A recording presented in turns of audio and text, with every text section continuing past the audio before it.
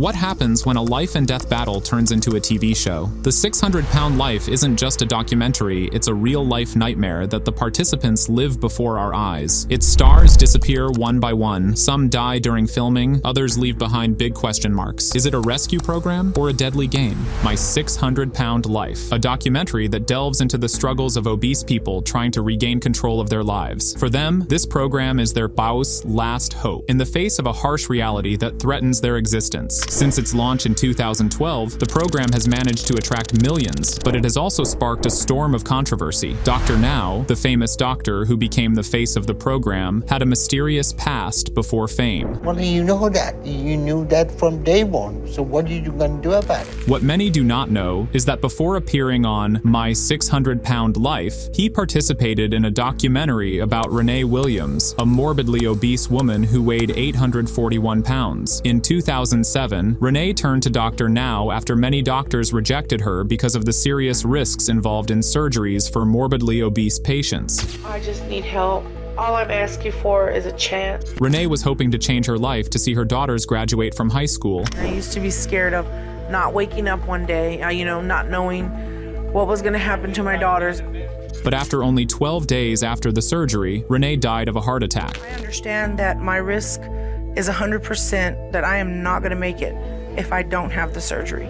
One of the most controversial moments in each episode is the shower scene. Imagine for a moment being forced to appear naked in front of millions of viewers. Put yourself in the shoes of an obese person, where every move is a battle, and every glance from others carries harsh judgments. According to In Touch, the goal of these scenes is to provide an honest, unfiltered picture of the daily life of someone living inside a 600-plus-pound body. But the harsh reality is that these scenes leave viewers in a state of shock and discomfort. Some participants can't even get into the shower because of their size, forcing them to rely on others to help them shower in bed. In other cases, they are washed in outdoor tubs, yes, like they were farm animals. What's worse, the producers insist that these scenes are a prerequisite for participating in the show. Nicole Lewis, one of the participants who was filmed washing in the backyard, admitted that she was so desperate to get the surgery that she complied. She told Rover Radio, "I can't fit in the bathroom door.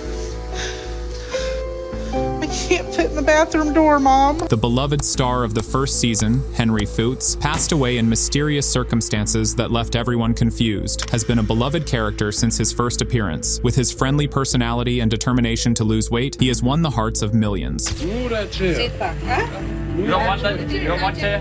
Mine's on the bathroom. A long trip? No problem. Henry used to work as an operations manager for a transport company, but he decided to start a new life. 3.5 years ago, I was the operation manager of a transportation company. This may look like a step down, but it's a new beginning. His goal was simple but poignant: lose weight before meeting his high school classmates. Over the course of 7 years, we followed his journey, which was full of achievements and challenges. He managed to lose more than half his weight, down to 275 pounds. But his journey was full of obstacles. In a shocking moment, Henry's heart stopped on the operating table during surgery to remove excess skin. In a candid interview with TLC, Henry revealed his near-death experience, where he saw the light that was leading him to heaven, but decided he wasn't ready yet. It's just like having an out-of-body experience. If that was to like take me to hell, I wasn't ready for it. This powerful moment made the audience sympathize with him even more, but it was just the beginning of a series of tragic events. In 2012, disaster struck. Henry was driving a bus when he suffered a sudden health crisis, causing him to lose control of the bus. The accident claimed the life of an innocent woman standing on the sidewalk. Police identified the woman killed in a horrible shuttle bus accident in the Med Center. 43-year-old Carlette Blake was pinned between the bus and a pole after witnesses say the driver passed out and lost control. Speculation spread online that Henry had died in the accident, but he lived for another year before passing away in 2013 for reasons that have not been publicly disclosed. But the changes after surgery are not limited to weight and lifestyle. The 600-Pound Life sees a high rate of divorce among its participants. Some might think that improving physical and mental health will strengthen relationships, but the reality is more complicated. Many of the relationships featured on the show suffer from toxic codependency, where change becomes a tipping point that breaks fragile bonds. Christina Phillips, who lost more than 500 pounds, found her marriage to her husband Zach beginning to crumble as she became more independent. But Christina soon realized that her relationship was built on her dependency on her husband. How many nibbles does everybody want? 3 for me, but I don't want to sauce on mine. If she wants something, I go get it. Because I love her and she asked me to. Megalomedia is now facing a wave of lawsuits from former participants who accuse it of manipulation and neglect. Jen Coffey, a participant in season 7, was the first to leave Dr. Now during filming, claiming that the company forced her to continue despite the death of her father. She also accused the company of not providing adequate psychological support to participants, which exacerbated their mental health issues. I'm miserable. When you're not just fat, but supersized. I bathe downstairs in the half bath, sitting on the toilet, maybe once a month. Nicole Lewis filed a fraud lawsuit against the company, claiming that it promised to cover the cost of skin removal surgery, but did not. Every day when I get up, I feel like I'm dying because it's very hard for me to breathe.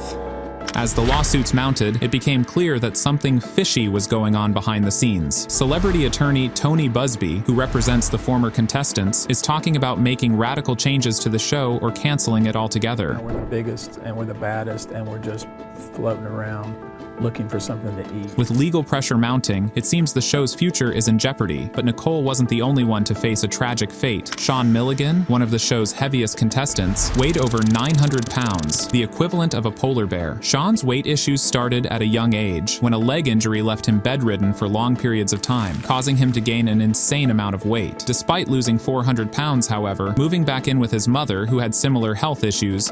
When Sean arrived here, he was 1,003 pounds. But we started him on 800 calorie a day controlled diet, and he started losing weight rapidly. 636. So we're gonna put you for surgery. Led to the weight regain. In 2017, Sean's mother died of kidney failure, leaving Sean in a state of despair and pain. I'm sorry to hear about the loss of your mom. Thanks. How you holding up with that?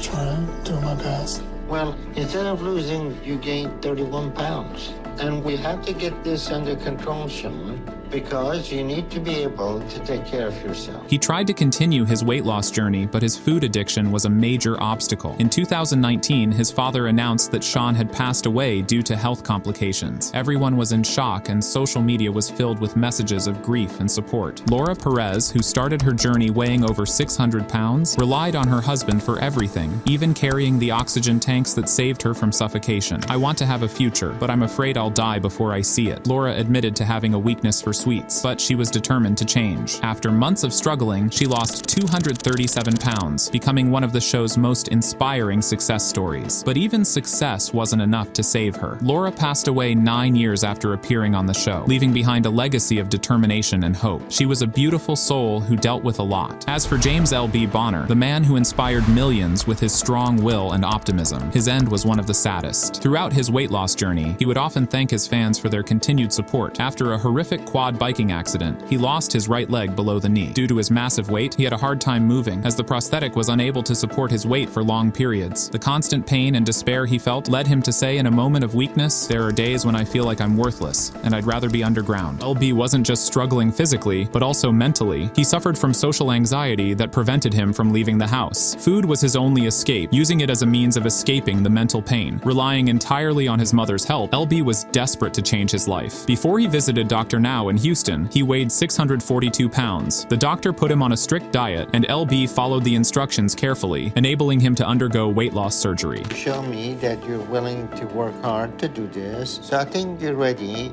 and we'll go ahead and put you for weight loss surgery. I definitely wasn't expecting to hear that, but that's awesome news. Those were the words that changed LB's life. With his determination, he surpassed his weight loss goals, losing more than 100 pounds in just 2 months. I know for sure I never want to be the person I used to be when it comes to food or alcohol again. I never want to fall back into that. As his surgery date approached, LB's life began to improve. He received a new prosthetic limb that helped him move more easily, and he became more independent. The show ended on an upbeat note. My future ahead is bright. I'm excited about it, and I can't wait to see what it holds for me now. But after the show ended, LB continued his journey, weighing in at 200 pounds. Still, there were signs of his mental struggles. A few days later, on June 2nd, 2018, LB was found dead of a gunshot wound to to the head in a park near his home. It was a huge shock to fans. Elby's death was hard to believe, but it was clear that he had more psychological issues than he let on. 2 years after his death, his family filed a lawsuit against the production company, claiming that they caused his mental and physical health to deteriorate after the surgery. According to the lawsuit, Elby lost his teeth, his vision deteriorated, and he suffered from malnutrition. All of these factors were more than he could bear, leading to his suicide. These stories are not just numbers on a scale, but rather profound human struggles with self, addiction, and neglect. A 600-pound life offered hope to many, but it also revealed the heavy price paid by those involved. Between inspiration and exploitation, the program remains on a knife's edge. Is it worth watching?